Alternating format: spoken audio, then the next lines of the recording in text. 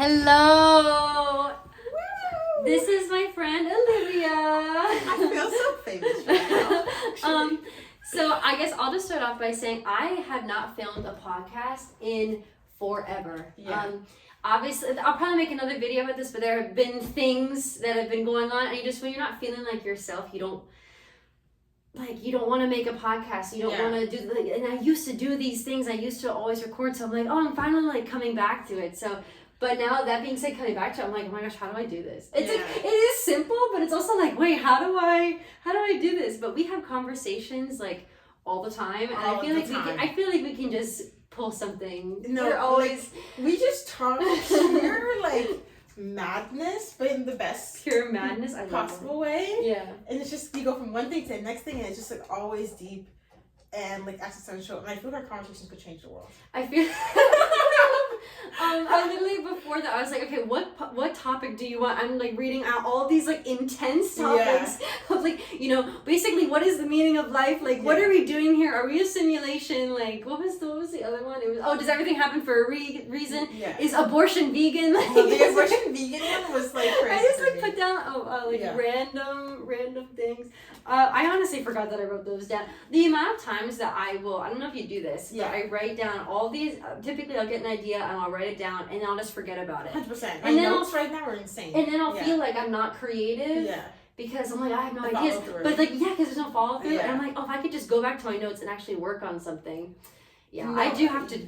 I have almost 700 notes. Yeah, no, I literally think it's the same thing. I was like, I need to go through my notes and delete just the nonsense and re-see all the good nuggets too. Because there's times I'll randomly journal my feelings and my emotions, and because I don't have a journal with me, I'll just write it in my notes, and I know just seeing that past Olivia would be crazy. Yes. Because this could be a thing to talk about. You know what I mean? Not to really start. No. Take it where you want to take it. But it's I can't even express how much past me's don't feel like me. It's that's really a interesting. different person. If I read journal entries, I journal I wish I journal every day, but that's a lot. No, I used to try to do that. I think honestly, whenever you feel called to it, just do it. Because if you're forcing yourself, I don't know. No, for sure. And then I'll read those journal entries, or I'll have an interaction with a person from my past, or just whatever it may be that just reminds me of old me. And I'm I don't take credit for her. And anything she did is actually not for me. I feel like I am born and die almost every day, but in a really good way. Really? Like a butterfly. But she's over and over again. Or the phoenix. Ooh. Yes. Oh, I love that. Rise from the ashes and stuff. Rise from the ashes. Yesterday's ashes is today's phoenix. That's really interesting though, because I feel like I really, I've been struggling with reflection of just, because we're graduating and I'm really trying to reflect on the past 4 years. I mean, the past 3 years I've actually been in Miami. The first year was I was home because of COVID, so I don't really know. But I sometimes I'll think to myself, I'm have I really changed that much? I feel like I'm the same. Yeah. I just feel like I'm the same. I feel like sometimes I feel like in some ways I've regressed. I just feel like I have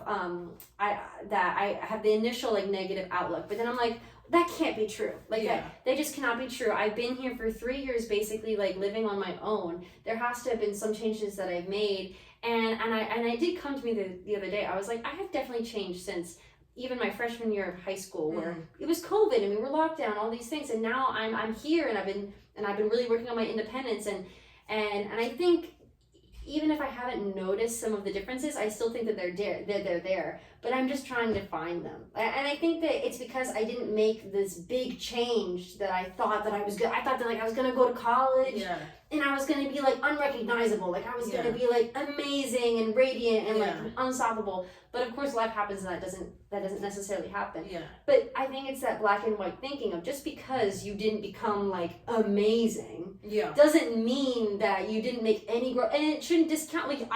It's hard to see though. Yeah. I really need to sit down and be what growth do I actually? I think you have a bit of a all or nothing. I do.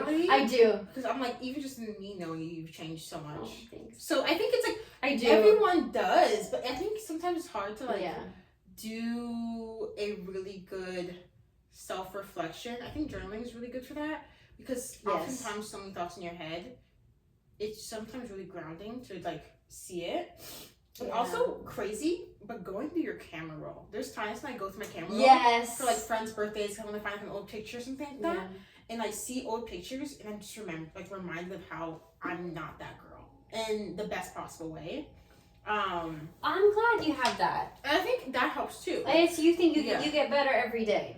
It's not that I get better, right? But I definitely feel like, I don't know if that's the word that I would say. I think better is a weird adjective to put on that, but more of like coming into your own every day. Yeah, I think I'm getting closer to my final version, I guess is the best way to put it, right? And so I feel like maybe perhaps there was things I used to be better at, right? Like by like metrics. But I definitely think overall I'm more me than I've ever been before.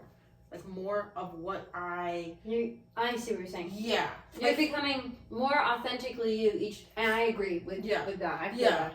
Like, I think definitely me in high school was like, who even is that? I think you're just so confused that when you're in a teenager, you're just so, what even is me, right?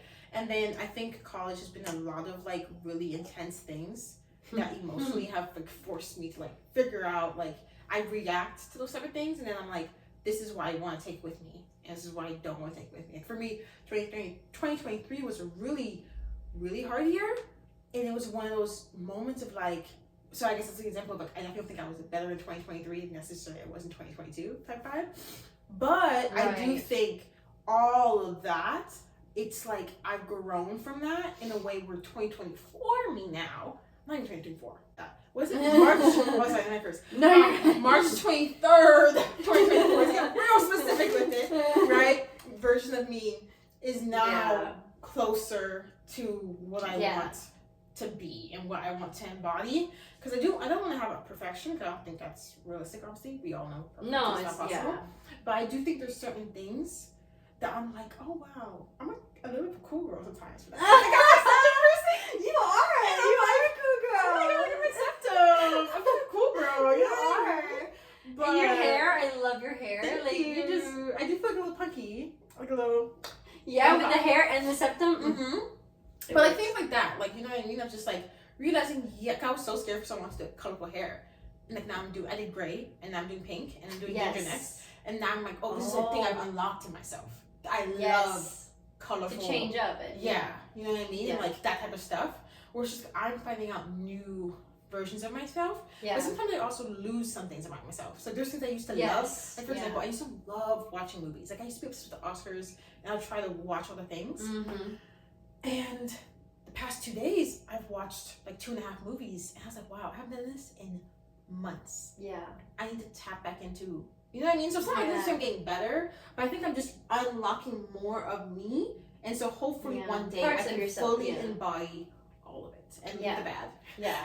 Leave the bad. Well, that reminds me of what we were talking about earlier in the car. Oh, because well, maybe we'll explain what happened today later. but yeah, because when I was talking about like I'm trying to just visualize who my visualize who my self-actualized person. Yes.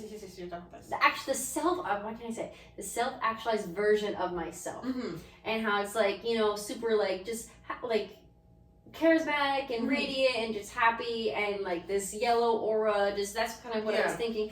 And I definitely think that if you look at me from before, I mean, here's the thing: when you're a child, in a way, I don't. It'd be cool to have like a graph visualization of it, because when you're a child, you're not really developed, but your energy is very pure. Like in a way, you are actualized because you're doing all these things and you don't care what other people think about you. You're just kind of like doing what makes you happy. Typically, like most like childhood cases. Then as you get older, other kids, other people start like saying their stuff in it, and it kind of goes into you, like you kind of absorb it. And I was watching a video today about that, how like when you're a kid, you're just chilling, but then other people's thoughts and opinions start to seep into you, and that's where a lot of the negativity can come from. It doesn't necessarily start from you. You're not necessarily the source. I was like, oh wow. But basically my point is like you're kind of underdeveloped as a child, But it's funny because now, even though I'm more developed, I'm trying to. Part of my development is going back to being more childlike, not 100%. In like a immature way, but just being like, just trying to like live life. What you want to do. Yeah, exactly, and just enjoying life more. Yeah, and being more like, oh, well, it is what it is. Like it is less of over the thinking or less of overthinking, because when I was a kid, I don't really think that I don't remember, I guess. No, literally, but it's different. I do remember. Yes. Yeah, it's like you think of tomorrow and that's it. You don't like, care. Your parents like, oh, next year we're going on this trip. Your brain is like, next year's 20 years from now. Like, yeah, you know, yeah, it feels like, so far away. You only think of like, tomorrow's school and I have to do this. Yeah. And then that's it. Oh my god, when they first assigned me homework in first grade, I was like, what is this? I was like, I'm just trying to have a good time. I do not care at all. Yeah. But I do remember a shift.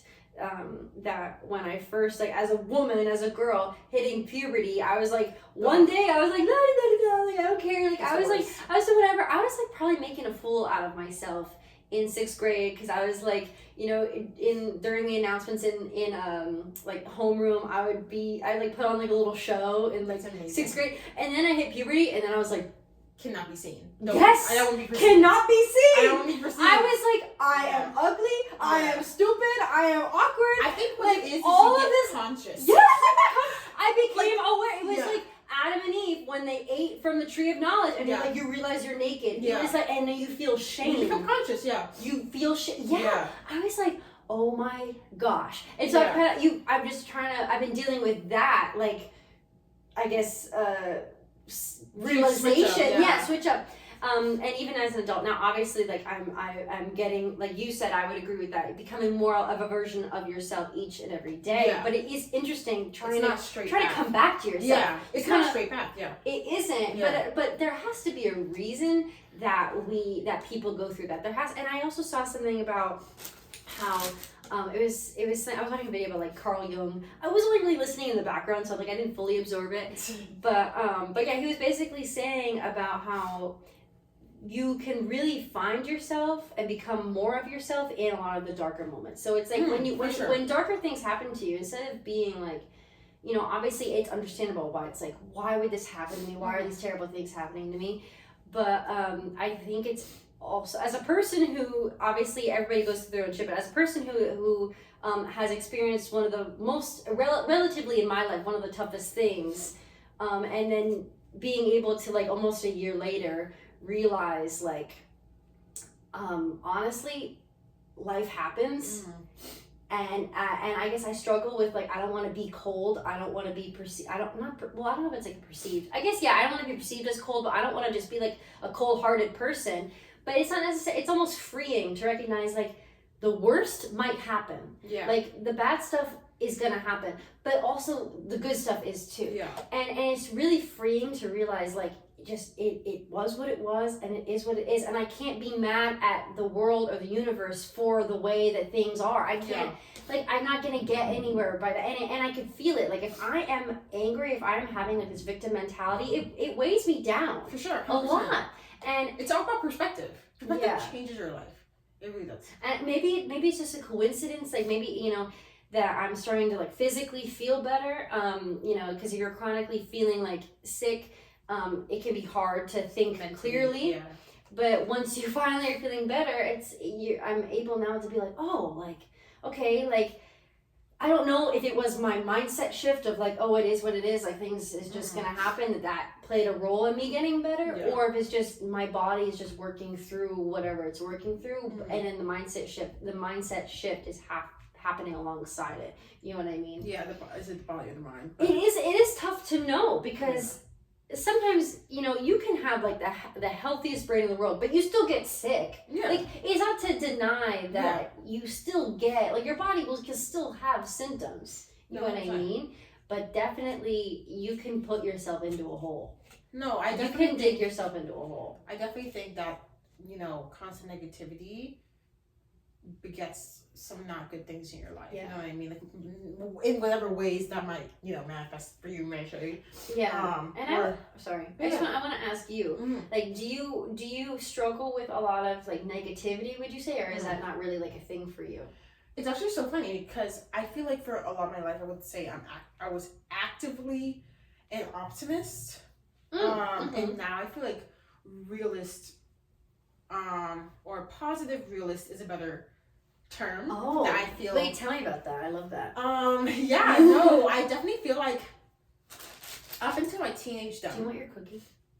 It's okay. I'm gonna just. Okay. I'm gonna go I'm trying to like drink more water. Anyways, The hot girls drink water. No, literally, I'm in the midst of a glow up reinvention, self-prescribed and self-forced. 2024. But no, yeah. So like, I feel like up until my teenage years, my mom's really emotional. My mom, what? I'm not British. Like literally, I'm like, what? My mom is very emotional, and I'm a very emotional person too. And I feel like up until I was in high school, I was like an optimist. Like I was always almost to a toxic part, maybe. Thinking that things will always be better, blah blah blah blah blah. Yeah. I would always tell like myself overcompensating in a way. Yeah, and I also really dealt with a lot of like physical and mental illness from middle school to high school. It didn't really get better until I was in college. Well, I didn't know that. Well, the physical illness part got better. Mental illness only got better more recently. But no, yeah, I had the chronic illness during my like late middle school and then like throughout all of high school. Oh my gosh. Yeah, I was homeschooling. Was it like chronic fatigue? Or No. It was You can cut it out if you don't want me to say. No. It was chronic eczema, but it was like all over my body, and so I would have like scratches everywhere. It was like painful to walk sometimes because I have so many cuts. Just because you scratch yourself and it's just like and you're just so itchy. And then beyond that, even if I wasn't actively itchy, I'd be so uncomfortable because my skin has been like raw. You know what I mean? And you get like these patches that are just like sensitive. It's like a whole thing. But I think I feel like in high school, right, I had that mentality, and I don't really know when it changed, but I definitely feel like in college, one of the things I'm very, very happy about is I feel like I'm a very logical person now, when I used to be very emotional, and I actively had to pursue that. And I still feel things, but I think I, in general, try and make judgments off of logic. So I feel optimism is more of an emotional state, or negativity either. So either one is more of emotional thinking. And so now I try and lead into logical thinking. And so because of that, I feel like it's harder to be one extreme. So it's really hard for me to get like insanely negative or insanely positive, because I realize that life is in the middle. But I do feel like typically, even with that, I'm a positive realist. You know what I mean? Yeah. So yeah, that's a kind of a long explanation for the question. Could you give me an example too of like you're thinking logically as opposed to thinking in a more optimistic way? Yeah. So I think it's like my best examples in the way I give advice. I typically feel like when my friends come to me for advice, first of all, I give great advice. Not to toot my own horn. I am a Leo. To everyone, if that's not apparent yet, it shall be. But I tell my friends. My favorite Leo. I don't think I know any No, I do know Leos. Yeah. But I think you're my favorite Leo. Yeah. Oh my god, thanks. Don't say that. Well, I don't say that. Is that mean? No, you said I think. Oh, like I should know. Yes. I'm trying to rack my brain of like all the Leos I know. That's why. No, you're my favorite Leo. Yeah, my friend today, he came up to me at my job. He's like, you're my favorite person at our job. And I was like, why am I not just your favorite person? Like, why would you put the categorization on it? And that's how my mind works. It's like the mind of a Leo. You're welcome. But what was I even saying? Wait, what were we talking about? Oh, an example. An example. So I tell my friends and family, like, put my tombstone. I give great advice just for my friends and family not to listen to it. No, but you have to put second bar because they don't listen to me. Oh. But I think that's how I really am. So, like, for example, like my good friend will come to me with guy stuff, and my reaction is never to be petty, even if a guy has been like annoying. Right. And to be fair, she's never experienced like a horrible man. If it was a horrible man, like he cheated on you, did you bad, I'm like, yeah, slash his tires. But it was just like a simple situation of like, things just go bad. You know what I mean? And she was just trying to be petty, and I was like, no, just communicate. Like, that's just how my brain works. I'm like, no, just be an adult and communicate. Don't send some passive aggressive message. You know what I mean? Like, that's just how I am. Yeah, just be more direct. And I don't know if it's necessarily positive, but I guess it's just like a realistic. Yeah. I don't know if that's. I'm trying to think of a positive example of that. But I mean. Oh, okay. Good example. Sorry. No, you're my fine. coworker recently, he didn't get. I work in housing on campus, and so there's RAs, which is like a residential assistant. I think that's this thing all over the country, but I'm not that, but I'm something else in housing. This label is mine. Like secretary. Are you secretary front desk? It's front desk. So DA is technical title, desk assistant. But he didn't get his contract renewed for next year, so he's not going to be an RA next year. Because he's not going to be, or he is going to be? No, he's not. So he's like got 5 years essentially. What? Yeah. But like for next year, because it's not guaranteed you can do it every year. Wow. But they came down hard with a lot of restrictions. They're changing a lot of things, and it's really. Did he violate? Is that why he violated something? Yes, but like, dang, he's still a really solid RA. But anyways, regardless, I would give him advice about that type of stuff. I'm like, I don't want to say his name because I don't know his full business, but he gets a lot of cool scholarship stuff because.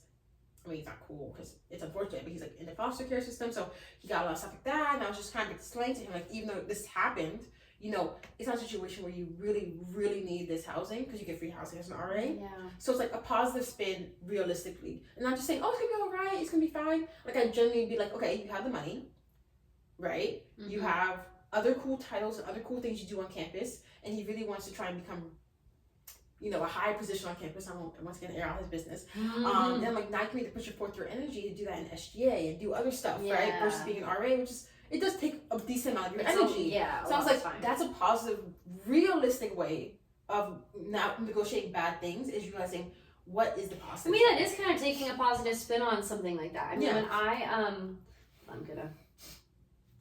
You good? Get a burp.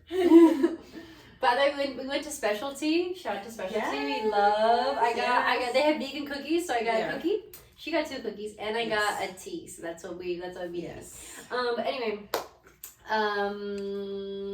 what was I gonna say?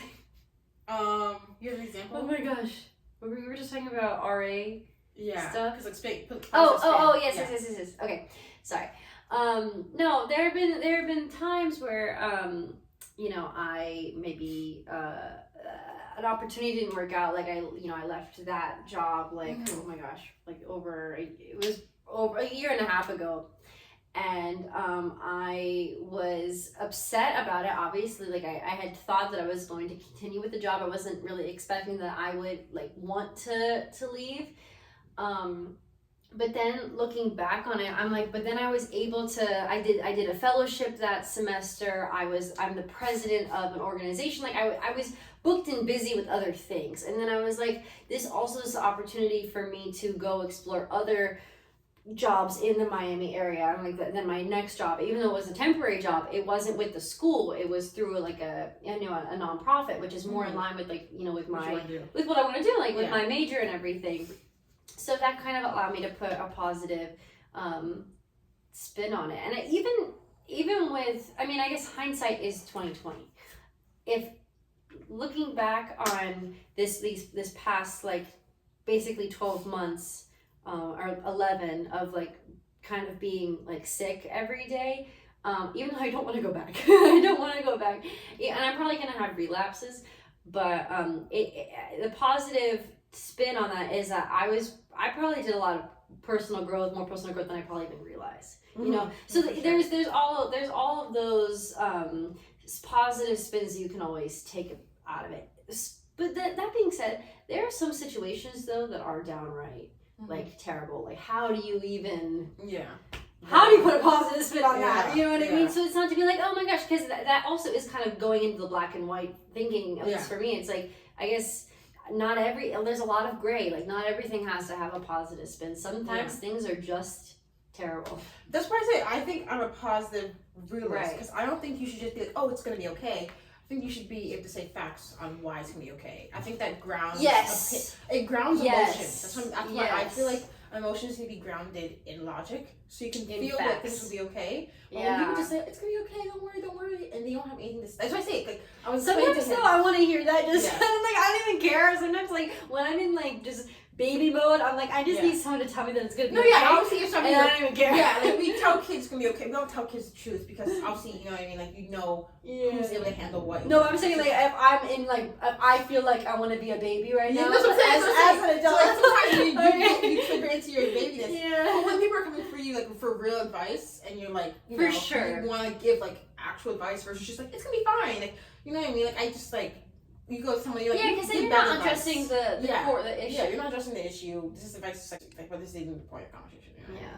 Like, what do I actually do? You know what I mean? Yeah. Yeah. That must be tiring for you if you feel like you're giving advice but no one's taking it. Is that what's for sure. Is that the vibe that's kind of going on? No, it's 100% talking for that. For my family, and then they see that I'm right, and for my friends, and when they see that I'm right, and I also, to be fair, I think I've gotten better with it, right? But I really do try to do morally right things too. I'm a woman of faith. I'm trying to give my advice in that light. Yes, ma'am. So that's also a big thing of like I said, like, with my friend with like the pettiness. Like I'm not into going low in basically all circumstances. You know what I mean? Like I'm super human. Like I said, like if someone cheats on me, like know that your tires are not going to be the same. That's all I'm gonna say, right?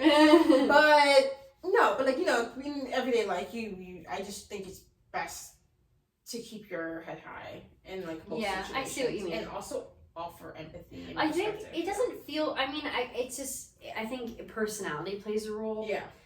I definitely probably have. I can't think of an example right now, but I definitely probably have done things that were kind of like lowbrow, like that weren't. Like I didn't take the high road. Yeah. But I definitely think that there are like some role models I've had in my life, or just some other people that I've seen where like they don't care, like they will take the low road. No, yeah, I know people like that every time. Continue, and then I'm like, why? I'm like, what? I'm like that. I don't know. Maybe it's because I'm a collaborating owl. We took this like conflict style test. Yeah. And I'm the collaborating owl, and you're the shark, but you're not me. But I'm the shark and owl. Remember? You're the shark and the owl. Yeah. Which so is very me because I'm assertive. Right. But I'm also but like, actively try not let's to minimize you with my assertiveness. You know what I mean? That's why that's amazing. Yeah. I had to grow, and it's not my natural state. Oh, that wasn't your natural? Not at all. I was just a shark, and I actively had to minimize. So you would you say like your go-to isn't necessarily to go low though? Never. But the thing is, I think sometimes it's not about going low, it's just dominance and realizing that if you're too ego. big, it's a lot of it's like if ego. you're too big in the like room, getting a last word and things like that. Where it's stuff. like I think sometimes people don't realize how much space they take up in a room. Because I see that, and I once I realized that about myself, I actively am like I want to hear the smaller voices because I understand that not everybody can be able to be loud, which is good. Not everybody should be loud. We have to have mix and variety. Right. Yeah. But some people are loud and they don't realize that. And they never navigate how to be quiet so other people can have their moment to speak and like whatever. And I think that's what it is for specifically conflict type stuff. Yeah. About the ego thing though, I think that also I guess it is a conflict. Like I do struggle with that. So I think that when coming to a conflict, I think that I do try to find a solution and really work with the other person, but it does get frustrating when it's like, why do I have to be the person to reach out? Because there are people that I know where it's like, they're like, oh, this happened to me, so I'm not reaching out. I'm not doing it. But it's like, sometimes you have to like get over yourself and like try to fix it and just try to do like, because then by that measurement, then I guess I've embarrassed myself like a gajillion times. But then there's also something to be said for like, I don't want to be a doormat. So there will be a point where it's like, okay, like I'll be nice and reach out and like try to fix things. But at a certain point, there's only so much I can do. I'm not going to bend over backwards and be like, please, be my, you know what I mean? Like it's sometimes I think the conflict will show you like this works out and this doesn't work out. Yeah. You know what I mean? Like I mean, I guess in a relationship sense, I mean, I know that's different because it's not necessarily a friendship, but when I was having conflicts in that sense, it enhances your communication style in some aspects because it's like, but at first I was scared to be in that conflict because I'm like, they're gonna hate me, they're gonna, you know what I mean, like they're not gonna, but then it's like, oh no, like they actually wanna like try to fix this, even if it's like a silly little stupid argument. And typically that's what it is. I'm like, oh my gosh, why do I get mad over like silly little stupid things? Like just personally or at work or like kind of things. I'm like, and then I get mad at myself. I'm like, well, why am I getting offended or why do I feel upset? But then it's like, well, also like honor how you're feeling and like your feelings are valid. But then it's like, I do not believe in your feelings are valid. But then it's like, no, you're stupid for getting mad over this. Like it's stupid. So I'm like, I don't know what to think. I'm like, oh my gosh. So I'm like, you know what? I just try to think about myself. Like I think that I really try to be logical and reasonable. Yes. I like to also think with my heart sometimes because I feel like why do I only want to think with my head? Like I don't only think with my head. And sometimes like sometimes things just happen and it's irrational and my feelings get hurt, my feelings feel one way, and that's that. But I do have the self-control to be like, okay, I'm not going to blow up in your face. I'm not that kind of person. I'm not going to blow up in your face, whatever. But I am going to like sit on it and think about it and be like, well, should I talk to this person about it? Should I talk? And sometimes it's worth it and sometimes it's not. No, but that is still something I'm struggling with. Like with the conflict resolution, it's like, you know, because if someone pisses me off, I'm like, well, dang, am I in the wrong for getting pissed off? Yeah. You know, that it's like the whole thing. Yeah, I think it's like we were kind of talking about this in the car, right? Because I've had a moment in my recent history in my life with my friends where I've been the one saying, I forgive you a lot. And there's been a lot of I'm sorry's towards me. But at least you've been getting that. Yeah. Like, at least you get the recognition. Yeah. That, like, I mean, it's like different levels of recognition. Some feel more genuine than others. But, you know what I mean? Like, it is annoying to be in that kind of position. But I do want to say, just to touch on it, because I do not agree with the ideology that your feelings are valid. I think that's kind of a toxic thing that's been put on the internet. I kind of agree too. Because there's definitely many times where first off, one of my things I try to live by, I don't do it perfectly, I'm not human. I'm human, sorry. I'm not human. Is respond, not react, right? Because there's a lot of times in the moment. Yeah, and I think I do that, yeah. I feel like almost every argument is reaction.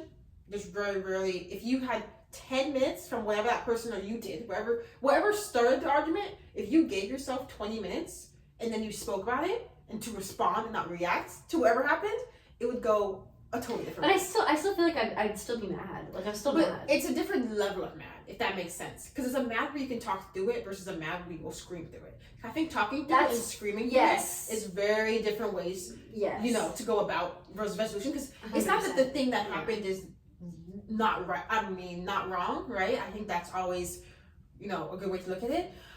But there's definitely times when I know, like, this happened, and my feelings, right, my reaction to it is for whatever reason not necessary. You know what I mean? If that makes sense, like the anger or the sadness or the whatever. Like I might be offended by something that someone does, whatever it may be, and it's a me issue and not a them issue. Because there's definitely times when people will do things to you. You know what I mean? But sometimes if you're just in the wrong mood and someone gives you the wrong look, you're just like, but that same a different day, you wouldn't even think twice about it. You know what I mean? Yeah. So that's why I have an issue with the whole feelings are valid thing. I definitely think you should feel what you feel, but I also don't think, you know, you should take too much emphasis on the emotions from those type of smaller interactions. Of like, and I think also coming from the social work field, there's a lot of people where I don't want to say like a lot of people, but I have encountered it where I'll be talking about how I'm feeling, and it's just kind of like, you know, like your feelings are valid, blah blah blah. But then it's like we're not really, like, you're okay. Like it almost feels like a nothing statement. Like you're just saying nothing. Like you telling me my feelings valid is saying nothing because basically they'll be like your feelings are valid, and then it would just kind of sweep past it, and I'm like it doesn't really feel like it's been addressed. It's just kind of like, well, are my feelings really that valid? It almost feels invalidating sometimes when they're like, and you're valid. Like when I'm talking about how something happened and it upset me, I'm like, okay, your feelings are valid, but I'm like, but do you really think that? Like, or are you just saying that to make me feel better? Like, you know what I mean? Yeah. And it's kind of, they were telling us when they were teaching us how to interact with clients, they're like, don't necessarily stay, like, I understand, because it's like, do you really understand? Like, have you been in this situation? Like, don't, like, it almost is like a nothing burger. Yeah. You know? So that's an interesting thing to say. But there was one moment where I was just talking about something and it didn't really bother me, but then she was like, I just want to take the time to, you know, validate your feelings because I've been in the same place. And I was like, that honestly felt better because I wasn't looking for the validation, but she gave it to me anyway. And she kind of said why. Like, she was like, I've been in the same place, and she gave me an example, like how, you know, she used to mess up at work and like blah blah blah, but then that really helped her to grow because we have like supervision, whatever. It's like, I'm talking about work now, but I hear that where it's, you know, your feelings aren't necessarily always valid. Like sometimes sometimes they're not valid. Sometimes you're enough, you shut the fuck. No, literally, my friends have talked to me about things. I'm like, no, that doesn't make sense actually. Like, I really want me to be on your side, but I'm like the friend that everybody needs. And so I will tell you, like, it hurts. It sucks when you know you're not being rational, but you feel it. That's what I'm saying. And that's so angry. That's why I say, like, almost all the time, I wish there's moments when I could, like, in moments when I had really bad arguments, have taken 10 to 15 minutes to just walk the way and then come back. And it would be just change the whole dynamic. I think I am good though with keeping my cool. I don't blow up. You know what I mean? But when something happened, you know, the other day, and I was keeping my composure the whole time, but I was waiting just to come home so I could like gnaw at the walls and and scream like bloody murder. Not scream, but like, bro, like just yell, and I'm not a yeller. Yeah. And so just experiencing that, and I've just been seeing different like schools of thought on this, like, oh, you should let yourself experience these emotions so like it works through you. And so that's why I'm like, whenever I need to cry or whenever I need to be really angry, of course I won't do it in, you know, public or whatever, but I'll make sure I can get to a place if I have the time or the space to do so, get to a space like my room or whatever where I can, and let myself feel it, because I just want to. And I know, but there's a different school of thought like stoicism where you just don't really show or feel emotion or anything like that. But a part of me is like, I feel like for me right now, I want to feel the emotion so I don't like, so it doesn't mess me up later, like so I'm not then screaming at the person when I see them or something, or when I'm not crying, because, you know what I mean? Yeah. But I don't know if that's good. I don't know. I feel like for me, I feel like I almost a little bit have to disagree. Especially when it comes to anger, right? I think sadness is something you can definitely yourself feel. And I think sadness is a different emotion than what I would say anger is. I think anger is truly second to jealousy, which I don't feel often. I think it's like the worst emotion out there. I feel anger much more than jealousy. I don't really get jealous much, but I do think it's a rotten feeling to have. Yeah. But I think there's something about anger where it feels even like if you were like by yourself, even if you're by yourself, it's worse. I think for me, I always in almost every situation prefer communication.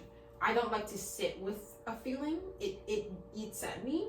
Like, I'd rather, if I have a problem or if I'm angry, I want to let you know that, hey, I have a problem and I'm angry. I've always kind of been that type of way, because I'm not scared of confrontation. And I typically always feel better after expressing what I feel. And for me, when I sit with anger, it just eats at me. It does kind of, I don't feel like it gets better. I agree with you. I still sadness, I feel different. I think sadness, sometimes it's okay to cry and just, you know, for sure. But anger, that feeling is just like, especially when you want to scream, it's like, it's like too much emotion. It overflows from you almost. You know what I mean? Like, you have to like. It took a lot out of me. Yeah. I let myself. Because I was like, I could have stopped myself, but I let myself get to a point. But it wasn't like I was yelling at the person. I was yelling with. At my dad, who I trust and who he can listen to me. Yeah. But I don't know. Like, was that productive? I mean, that's a good point, because I haven't expressed these emotions to that person. So, but I don't know. Because I still feel like if I were to talk with them, I would feel heated. I wouldn't get to that point. Yeah. So I don't know. I think it's okay to feel bad towards someone, if that makes sense. But like I said, like, I just can never, ever, ever think of a situation where when someone comes to me with something like that, any type of advice with an issue with someone else, and my answer is not going to be communication based. I just personally I agree with you too. Typically when something like that, when other people come to me too, it's like, well, have you told them about it? Like, you're complaining to me, have you talked to them about it? That's the first thing I say. No, that's most people don't, and I do understand it. Like I said, right? Like I said, that's part of the whole shark thing, right? Like, I am very okay and comfortable with uncomfortable conversations. Good for you, man. I'm not. No, and I think it's a normal reaction, but I do think it's like I do hate conflict. Even though I'm like collaborating out, I'm like, well, maybe I am kind of like the avoiding turtle. Yeah. And I just wasn't being honest with myself, because I do hate conflict, and I do try to avoid it as much as possible. Yeah. But when it does happen, it gets to a point I am like, can we talk? Can we talk about this? Yeah. But when you can't even necessarily talk to them, you can't nail down a time to talk to them, or they're not putting in the effort to try to nail a time to talk to you. Yeah. Then the anger still stays with me. So I just have to let it dissipate, and eventually I have experienced it does. But the anger does take a longer time to dissipate, because it does fester. At least for me, and I don't like that, because I feel like I come across as very like happy and chill. But I have like this negativity that's just kind of like, it's in me. And it's not like it's super well guarded, but maybe it's super well guarded from like, you know, friends, other people, but not from me. Like I still will think it, I still will feel it, but I just have to like really like regulate it. And that's the thing that I also don't like, right? Is I definitely feel like, especially with last year, because I think I was telling you about in the car, I feel like it has like that type of feeling towards someone and it doesn't end up being resolved. Yeah. Forever changes that relationship. Like if it doesn't get resolved, it's hard to go to the before. Yeah. I think the resolution is so imperative. Well, if you want to continue, it can be relationship ending. I mean, that's what I'm saying. Yeah, sure. Because also I do believe in ending friendships. I am also that person, so I don't think necessarily. I mean, I am too, but I don't know if I'm too quick. I feel like I don't know if I probably need to work on that as well, because I feel like something will happen. I get frustrated, and then I'm like, well then, like we're just not compatible, like we're just not good friends, whatever. But then that's like my negativity that I go to. But then my behavior shows differently. My behavior is like, okay, let's talk about it. Let's do this thing, even though it's like I don't necessarily want to. I'm like, let's talk about it. Let's like try to work through it and like see if something better can come out of it. And it's, in some cases it does. In some cases it doesn't. And I think after a certain amount of effort, there isn't a compatibility. No, for sure. You know, like it's sometimes, like I was saying to you, I'm getting more like negativity and strife out of this relationship than like actual like good feelings I'm supposed to be getting from a friendship. Like friendship's supposed to make you feel good typically most of the time. Yeah, no, for sure. And I like I said, I think part of that is the whole, you know, in your life for a season. Yeah. It's really something I believe in. And I think sometimes it's hard to let go friendships. I think there's a beautiful beauty in that. And I think it's better to let go when it just doesn't feel like it's fulfilling you than to hold on to it and it ends horrible. Because like there's resentment or whatever type of bad energy builds up. But then how do you know if you're leaving something too quick? I think it's when you know you put in the energy. Because the thing is, if you end something and you've never communicated your problems, you never tried to even talk it out, you've never tried to move past your own personal, internal, whatever it is that happened, right? So the actions, but also the internal trying to fix and work on it. I think that's when you know you've gone too quick. If you go back and then someone says, "Oh, what happened?" and you say what happened, and someone's like, "Wait, like what?" You know what I mean? It's like, you guys never talked, you guys never like what? And you just, because I've had people have that where they're like, "Oh yeah, we're not friends anymore because you just stopped talking." I was like, that's weird. And not in the way where you just stop talking again. Naturally, that happens. But they talk about like, "Oh, we just like stopped talking. We never talked to each other again." I'm like, no, it's so weird that you don't even try to mend it. Like you try, and it's still kind of had like I said, someone in my life. I don't think after graduation we'll be talking anymore. It's like I did try, and I tried internally, and I tried communicatively, and it's just okay. Then in that sense, I feel like I have tried. Yeah, I was like, okay, at that point. But then I'm like, well, could I have tried more? You know what I mean? Though I'm like, I don't know. I think it's like. It's your gut. I think it's also part of like, do you feel? Yeah. And it's such a simple answer, but I'm like, oh yeah, duh. Like but it's so true. Yeah. Yeah. If you feel like you've put in that effort and you feel like you've tried and then it's still not working out, then babes, it's still not working out. Because I have had a friendship where I was like, man, I don't think it's working out. Like, and obviously like things happen in my life, things happen in her life. But I admire that she was basically, and this goes true for like any, basically, maybe I shouldn't say blanket statement but for a lot of my like past and present relationships, if and let's say there was some beef or whatever, or maybe like some misunderstanding, or just whatever, like or distancing, falling out. If there was like a reconciliation moment, even if it was like a little bit, I feel like I'd be like, yeah, like if I had an issue with you and we weren't talking anymore, but then you came to me and then you talked to me and you recognized how basically what went wrong and like basically apologized. Yeah. Then I'd be like, yeah, sure, like we're chill, like I'd be fine. I'm not trying, but you can't always expect that from people. So obviously you continue living your life, but I do think that I'm chill in that aspect where it's like I'm not gonna like hate someone forever. But like if someone did come to me and they're like, I recognize that like I did this and it hurt you, and I apologize. Yeah. That I love, because it's like you finally, because I feel like I'm so introspective and I think about how I affect other people, so I like it when other people recognize how they impact me as well. Like my one friend, she was kind of distant from me last semester, but at the beginning of the semester she was like, I recognize how you needed someone last semester and I wasn't there, and I'm sorry.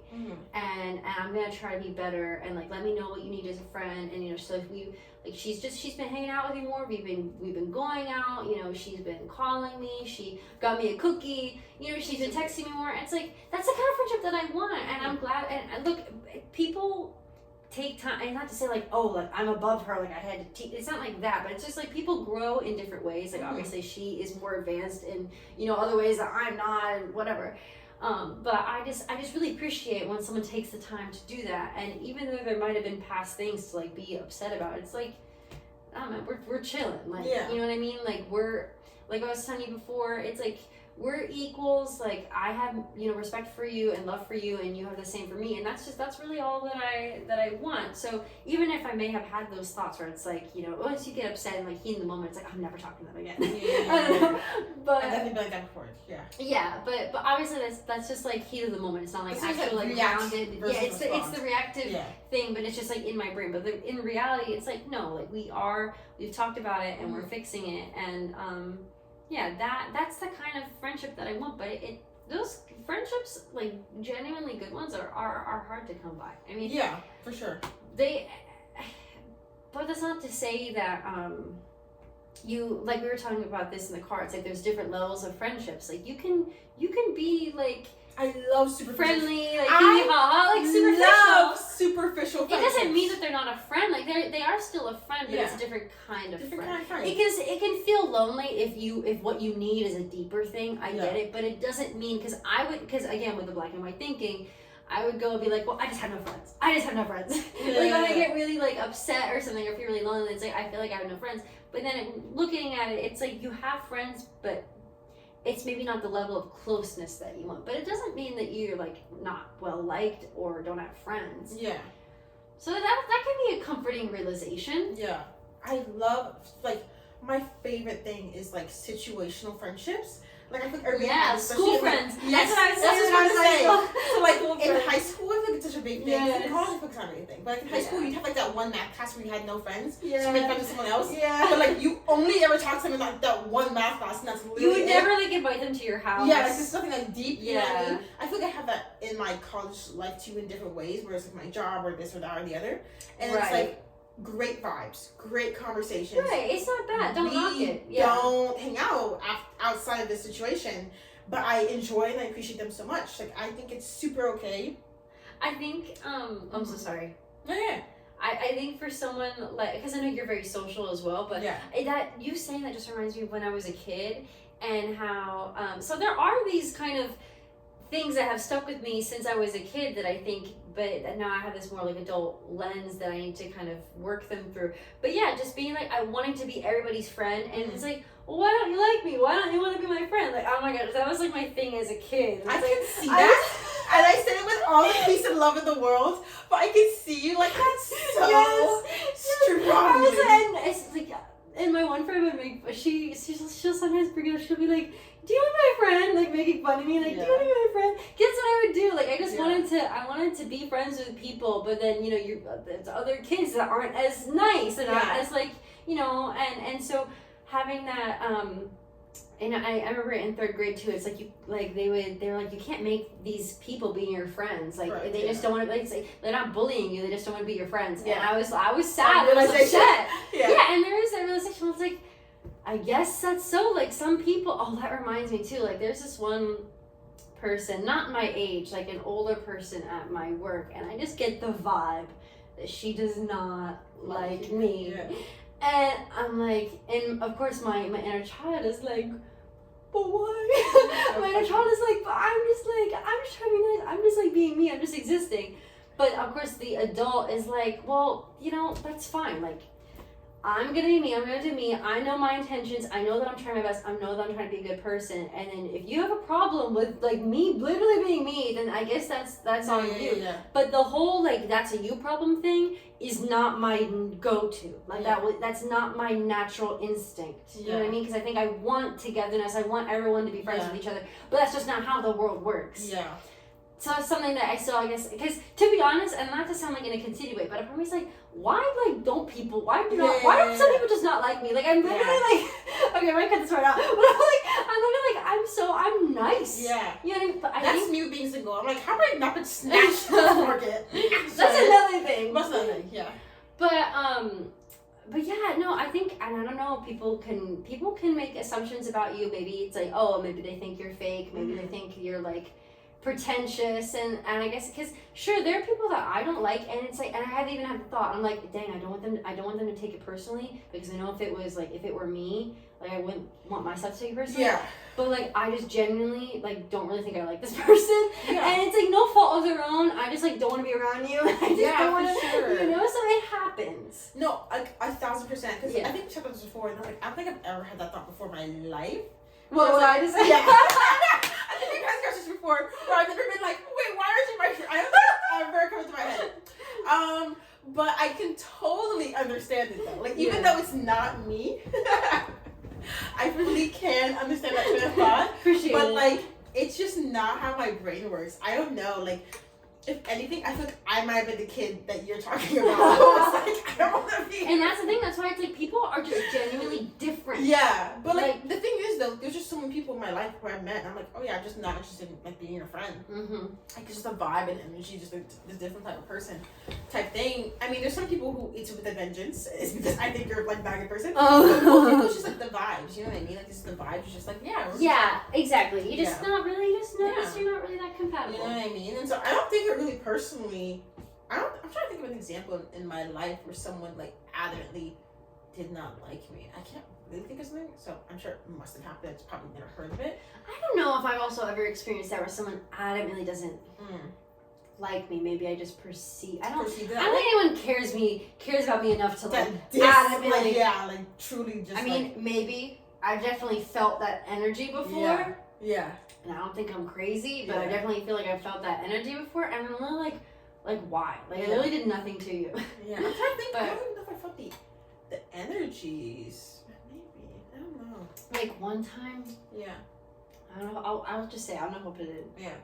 But like over the summer, I don't know if I ever told you about. I had a roommate. We literally shared a bathroom, and she was nice and chill with me in the beginning. But then like maybe like a little bit before halfway through, she just would like give me the death stare, wouldn't talk to me, just like completely ignore me. And we lived together. Yeah. But also just like the way she would look at me was so much like vitriol. And I'm like, what did I do to you? I did literally nothing to you. You know, I was talking about this. I hate when people cannot. I believe in compartmentalization. Yeah, compartmentalization. Yes. I believe in that. Like when I was saying with sadness or like with anger, when people have bad. Remember we were talking about this like literally a couple days ago, and I was like, it's so annoying when I'm around people and like their bad energy is just rubbing off. I'm like, don't be around people if you can't if you don't know how to like exist. You know what I mean? Oh my gosh. I feel the same way too with that. Pick up the There's definitely people I don't like, but I'm never gonna be rude. You know what I mean? Like yes, I agree. Like, just hide your. I believe conceal your feelings sometimes. Like you have to exist in society, right? Yeah. Or sometimes you don't feel good. Like I go to work sometimes I don't feel good. Emotionally, physically, whatever it may be. Yeah. But you understand you have to go to work, or you have to go to class, or you have this event that you can't really cancel, right? As you go and you try and bring like some kind of good energy. You cannot feel. You don't have to be obviously at 100 because we all understand that. Right. But like I hate being on people. It's like because you're having a bad day, you're gonna be around me at your like 10% energy, and it's gonna be rude and like disrespectful and right. Like, no, that stuff I just hate, and that's the same example. Like I've definitely had roommate situations where I do not like them, but I would still say hi. You know, how's your day? And that's it. You know, we don't have to have a long conversation. You know, don't get me wrong. I'm not trying to talk to you for a long time. But I'm like, hey, you live together. Have a good day. Bye. Yeah, like, I mean, like, what are you gonna do? Yeah. I mean, you have to make the best of the situation. If you live with them, you can't be like scorched earth. You know what I mean? I agree with you. It's just manners. It's just like being a decent human being. Yeah. I totally agree. I think even if I don't necessarily like a person, it just feels better to just still be nice, not to be like overly nice. Yeah. And be like, oh, let me do this and this for can't you. be fake. It's not like that. Yeah. It's not. That's why I was like, oh, am I being fake or being nice? But it's like, I don't. No. Being think pleasant so. is different. That's what I'm saying. Right. Like I'll say, hey, how's your day been? And that's it. Don't talk more. I'm not gonna sit down with you for an hour. Type, you know what I mean? And have like a whole conversation if I don't like you. But like when I see you, like, hey, how you going? How's life? You know what I mean? Like cute. Like people say like small talk is like people don't like small talk. I'm like, small talk is just part of life. Like, I don't know. It's I used to be like that too. I don't like small talk, but yeah. honestly, I don't mind it. I think it actually can be kind of comforting. So yeah. Because it's like simple. It's so simple. You don't have to think too much about it. Yeah. You know, they don't really care. You don't really care. It's like a good, they're saying, how's your day? They don't really want to know, like, they don't really care. You know what I mean? And like, obviously, because if it's like, oh, bad, then it's like, oh, damn. Yeah. No, really. It's like, well, okay. Like, you know what I mean? It's like, I understand some people think it's like superficial, whatever, but like, I think especially when it comes to workplaces where I feel like I interact with small talk. I don't even feel outside worky type of environments I really do much small talk. But like it makes sense. It's like obviously it's a worky environment. We all have to coexist and kind of like know who we all are. Yeah. And like we don't actually have to be best friends and we just have to talk, you know what I mean? So yeah. I don't know. Yeah, that I just thought about. It's like I think we're all it's always so funny because I don't even know what the first topic was. But we are long we have gone. I don't even know. I don't remember what it was. I mean, I don't remember. That's. Oh, I think it's about changing. That's the beauty. Growing and changing. Yeah. Something like that. No, I mean, I guess we were kind of staying within that realm. Yeah. Okay. But I do agree with you. We've been hopping. So there we go. We did it. Yeah, we just. This is what we literally knew was gonna happen. That's why we're like we have to. But yeah. Oh, I think we're all just trying to figure it out, and something that I also was thinking about, like you never know what someone else is going through. Correct. So always. If someone is really is upsetting me, or I don't like the way their behavior is, and even if I'm making an effort to figure out what's going on and I'm not getting anything, it's like you never know what people are going through, and obviously it doesn't mean to be a doormat. Yeah. But it's just to be like, everybody has their own stuff. And they're not necessarily focused on you. They're focused on themselves and their situations. Yeah. No, they're definitely. Definitely. And so I think that's also fair to keep in mind. Yeah. And even though you like, for me, I may desire more like empathy or care. Yeah. Some people just aren't able to do so, and that's fine. That you can give them that compassion, but you don't exactly have to do the fixer upper. Or I love when you said that, like I'm not looking for a fixer upper. No, absolutely never, ever. Or just you can find people that kind of lift you up as well. But that can be difficult to find. To go back to the comment though about like everybody's going through things. Like I think people need to become less easily offended as a whole. Like there's just. Yeah. You know what I mean? I just like don't take things personally. Yeah. Oh, yeah, that was another topic I wanted to do. Where I'm like, I just fully believe in that. I'm really someone who's like, you can say a loud thing before I start to get offended. And that must be such a power you wield. Yeah. I love that. It's the thing, like, I just don't really get angry often. That's probably also why I think I hate the feeling of anger, because it's so foreign in my body. It's genuine, like that's the best way to put it. When it's in me, it feels like an intruder, because it's just. The people who live angry, because people who are just angry a lot, I'm just like, how do you live? Oh, but anyways, that's a side thing. But, like, I think people should just be less, I think tolerance in its purest form, which people, not to get into politics, but people be misunderstanding what tolerance really means, right? Well, I think politics because of social issues and stuff. But, like, tolerance in its purest form, right? And understanding that, like, not take things personally. So tolerance for different opinions, ideas, and different verbiage is what I mean by that. And then not taking things personally and not being so easily offended. It's all like in a similar circuit for me, where I feel like if people embody that more, our life would be that is an area I need to grow in a lot. Yeah, I definitely think that. No, not you. I was kidding. That was a joke. I just got perfect timing though. You're like, yeah. You specifically, but I do think I'm kidding. Yeah.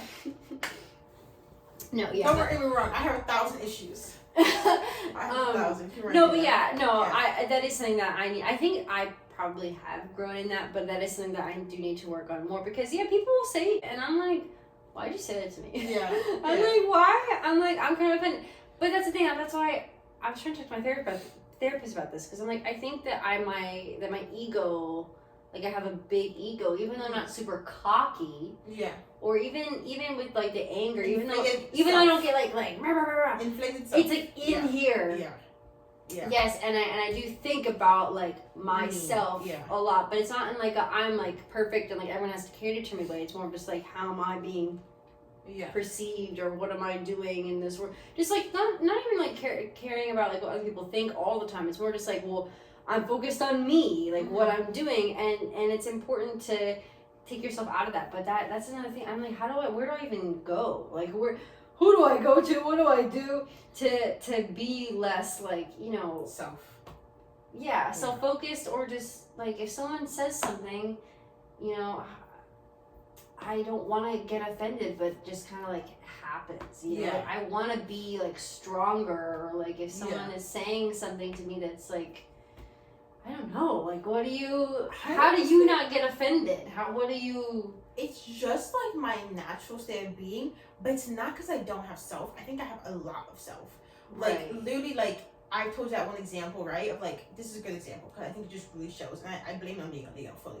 But it's like the inverse, where it's like your self is like negative, right? Of like the way that you like overthink it, and mine's is like positive to a point where it's insane. People think it's a joke, but me and my other Leo friends are like, no, this is just how our brains think. So let me give you an example.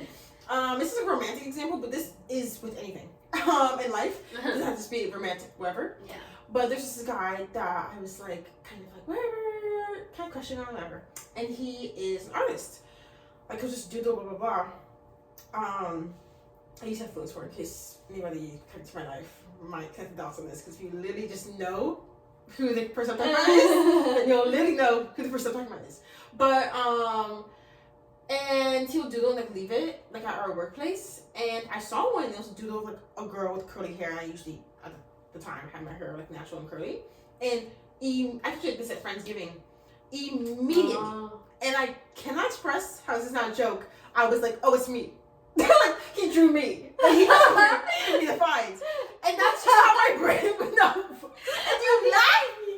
But I can't express how, like, no, it's just how my brain works. Okay? Like, it's positively centered on you. No, but it's still bad, though. Like, it's a very I'm saying, version yes, of that's self. what I'm, Yeah. It's an inflated version of self, but, like, that's how this all throughout my day. It's like if you smile at me a certain way, I'm like, oh, you're in love with me, and it is a fact. And so like I just like rearrange the cards to be in my favor. And I also need humility because obviously, he's not in love with me. And nor is all the other people that I like when you just do like nice things to me. That is interesting that you have the positive spin, because I'm like, for me, I'm like, oh, he probably thinks I'm ugly, or like my breath probably smells bad, or like I probably look like, you know what I mean? It's like it goes the opposite way. So for me, it's like, well, that's a superpower for you. It's a superpower, but it's also like a mental illness. So, because it's definitely come to like bite me in the butt in various points in my life, where I'm like, I like will have thoughts and then I'll have to immediately be like, no, you stupid. It's actually not reality, and your head is not reality. That's iconic. Yeah, no, I literally tell myself after the fact. And my other Leo friends have very similar energies.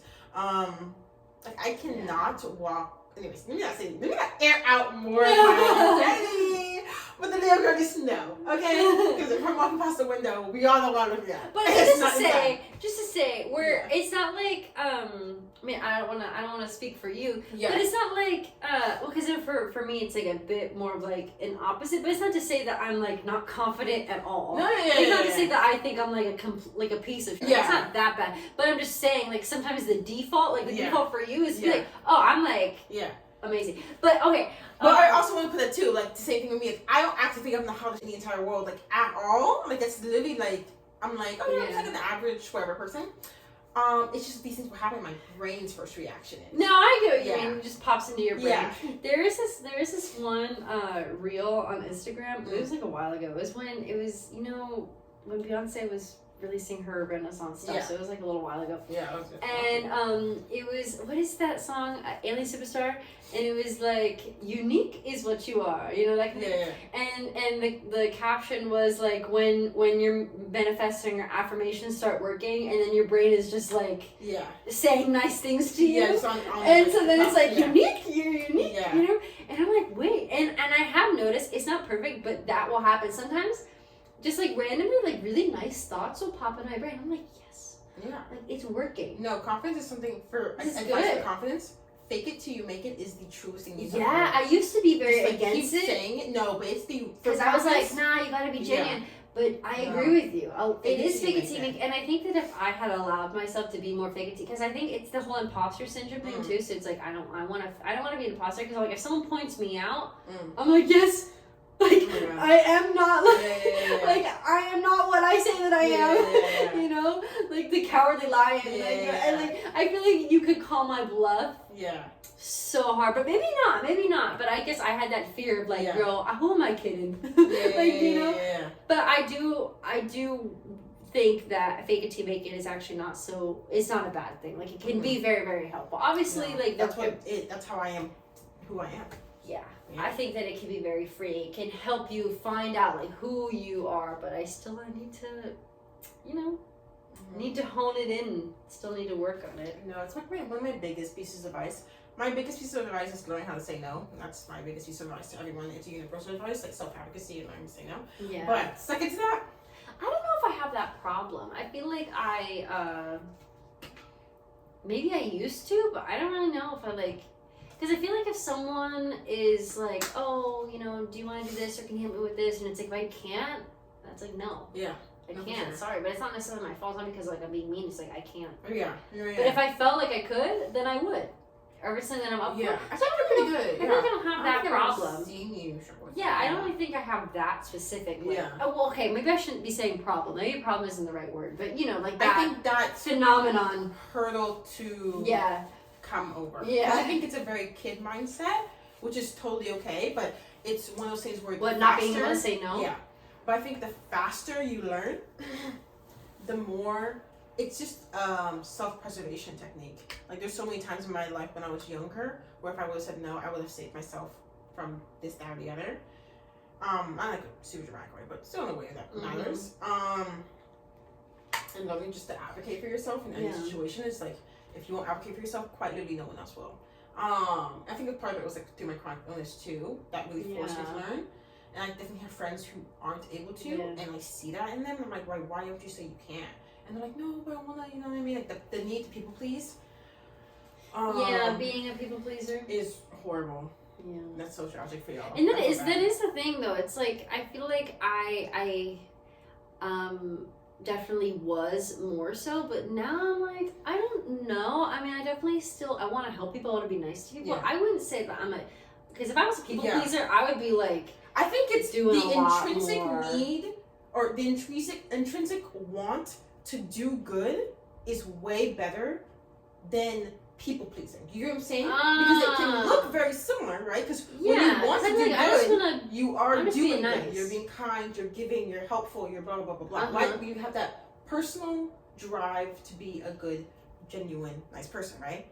But when you have a people pleasing, it can look similar, right? If you're being nice, blah, blah, blah, blah, blah, but you're doing it for the different reason. And I think that you're in your head too much about it, right? Where it's like, oh, let me make sure that this person's walking. Let me just stand here and hold the door because I don't want to like make them think that I'm a bad person. A lot of it, it's a perceived. Like I don't want to be perceived as like as a bad person. Versus that you just want to be. You just want to hold the door for someone because you see them coming. Versus you're overthinking it. I think when you get in your head about it is where it becomes like bad. I see. And you're like, oh, I want to hold this door because if I don't, they might think I'm a bad person. Even though obviously they won't. Like no one cares. You know what I mean? But it's like you're doing it because this person's coming. Let me just hold the door for them. You know what I mean? Yeah. It's like that's a good example of just like you're doing the same action, but the reasons behind it is different. Yes. And people pleasing people, it sucks because you just really get in your head about the perception of like how are you perceived. You know what I mean? Yeah. That really is trash. But you can still be a great person. Like, I think that's how you're explaining it, right? It's like you still want to obviously be kind. But just because you want to be kind, like, you know what I mean? It's just like, I just want to be nice because that's just nice. It's just like what you do. It's not like I feel like amazing like after doing like a nice thing for me. Sometimes I'm like, it's just what you do. Yeah. Like that's always just like it's just what it's just it's not that I feel like, you know, because like people say when you help someone you feel amazing. It's like not necessarily. Sometimes it can be draining. Yeah, no, for sure. But I'm just doing it because it's like that's what you do. Yeah, like the way you respond. Yeah. That's what I'm thinking. Obviously, but you don't want to be like, you don't want to be walked over, you don't want to be a doormat. But it's like just have your boundaries. Just have your what's the word? I was gonna say your guard up, but that sounds like too not guard up. Yeah. But yeah, you know what I mean. Just be assertive. I guess, just because it's the healthy amount of boundaries, but you know, authority and boundaries, but also like care and accessibility and things like that. I think do what feels natural. I think that's the best way to say it, right? Where it's like, you want to do this? Yes. You don't want to do it? No. I did have this thing though, and I still have it like a little bit. Maybe drink so much water. Need to work through it too. Let's just air everything out here. But yeah, just thinking like, you know, what do I want to do without thinking about the perception of other people? Like it can be as simple as like, even if I just want to go to like this one park, but it's like, oh, but if I go there, then like people might think that it's like, this is how my brain would work. It's like, but people might think it's weird because like you're just like this weird girl that's like walking alone in this park. And it's like, what if I just want to like do this park, go to this park and do this thing because I want to? You know what I mean? It's like, why does my brain go to thinking about how I look through other people's eyes? Yeah. Like what? Why do I even? And that's why it helped like going far away, because it's like I don't know anybody. Yeah. I felt like I can just like explore, and I wouldn't necessarily have those thoughts as much. But nonetheless, you still have to address those thoughts. You still have to even when you're, no matter what environment you're in. I mean, obviously within reason, but it's like, you know, trying to just be like, okay, do I want to do this for me, or am I doing this or not doing this because of the perception of other people? But then you don't want to overthink it, because then it's like, well, then am I really doing that? Yeah. It's like, Maya, just like pretend you were a kid. Yeah. And like don't think. That really helps. It's like I'm just gonna pretend I'm like 3 years old. No, I'm just gonna pretend I'm like 5 years old. I don't know. No, that's it. But yeah, and it's like, you know what? But the thing, people may not even say things. It's like made up in my head. No one. People may not even say things. Who would ever go to someone in the park and be like, why here? Like, no, the reality is no one actually cares. So why does that happen? That you existing and walking, like no one. Why does that happen though? Like why? It's a version of self. That's really what self-consciousness. Being self-conscious is being overly aware of yourself. That's literally what it is. Yeah, no, that's what I have. Yeah, it's like that's really what it is. Thanks, Doc. That's an inflated version of self, and that's why, and it takes me back to it, the confidence factor of like fake it till you make it. I think a good example you take at the park, but it's with gym anxiety. Almost everyone has it. Even if you're a confident person. Sometimes when you're new at a gym, it's the I don't go to gyms unless there's a class. Like if if I'm following something, then but if I'm just going to a gym as like a regular person, that's what I'm saying. And the thing, this happens to anyway. People who are confident will still feel like it, because it's just like an environment where it's like, you know, a lot of people in the gym are people who know what they're doing, right? And you know there's a lot of people there, and you're typically doing something that you might not, especially if you're not, obviously if you're very confident in the gym, you typically don't feel as much gym anxiety. But the reason is because those same people, when they first started, probably felt a lot of gym anxiety, but they just kept going. They just kept faking it till you make it. That's and getting more used to it. And you get more used to it, and at one point, at some point, not one point in time, at some point, it feels natural. That's how it is for anything. Like when you go out to eat, like when you're traveling and you want to go out to eat by yourself, like the first time might be like a little bit weird because it's so new. As humans, we're just kind of adverse to new things, typically, and like things that are outside of the comfort zones. Yeah, and being alone doing that. Yeah, and being alone, right? Obviously, going to the gym with a friend makes it a lot easier, but going alone, I think it's important to challenge yourself that way, because I think having independence is so important. Yeah. And it's okay to not feel comfortable. And also, brilliantly, as you do all of it, no one's going to come up to you at the gym and be like, what are you doing here? You look, you know what you're doing. Like, no one does that. And if they do, then then I would be like, oh, then you're yeah. But like also, like, it gives me reason to be like, okay, you're like a mean person. Yeah. But that being said, though, these fears, even though, or these thoughts and these fears, like they exist because I mean, people do say stuff. I mean, but that's also another thing. It's like, people are going to say stuff. People are going to think stuff. People are going to judge. Yeah. I guess part of it is, like, it is what it is. Yeah. Like, people are going to be mean. People are going to do their thing. So it's not to say, like, I feel like, and I've done it too, because I have also judged other people, obviously. Yeah. So, like, when you've done it, you know that you might also receive it. Yeah. And so that can be part of the fear. But it's like, if it's inevitable, then... Yeah, I guess why, but even I thought about that, like, if I was, like, really making a fool of myself in the gym, like, really not knowing what I'm doing, I would be really embarrassed. I mean, I do understand. But if that happened to somebody else, though, like, if somebody else was really struggling in the gym, like, if I, like, just, they would do the same thing as me, but just a different person, I was looking at them, I think that I would be like, oh, dang, like, though they don't really know what they're doing, but, like, you know, oh. Like, I feel like for me, it won't be, like, as malicious. I just wouldn't care. Yeah, it's like, even if I see people in the gym, and some of them look like they know what they're doing for real, and then maybe a little bit less so, but it's like, I don't know, they don't think about it. So I think it's also part of why I'm like, no one's really judging me, because I'm like, I don't know, like, I'll see it, but like, I'm like usually zoned in, you know what I mean? I'm listening to not really judging them. Yeah, like, I'm just like, I'm not even like but I'm sure, like, someone drops a weight, it's like, whatever, who cares, you know what I mean? Like, it's like, but is there a scenario, though, where you might be more judgmental of other people? I mean, not to say, obviously, like, that you never judge, because, like I never judge, because, like, we all do it, but obviously to different degrees. Yeah. I think from my experience, right, and I don't say this with, I don't necessarily always believe in the idea that bully is bullying because they're insecure, but I find that people who I think who judge the harshest are people who have the most deepest insecurities. For sure. And so for me, I'm trying to think, like, my judgments are so, like, 2 seconds. I think that's what it is about it, right? Okay. I will first judge my friends harshly.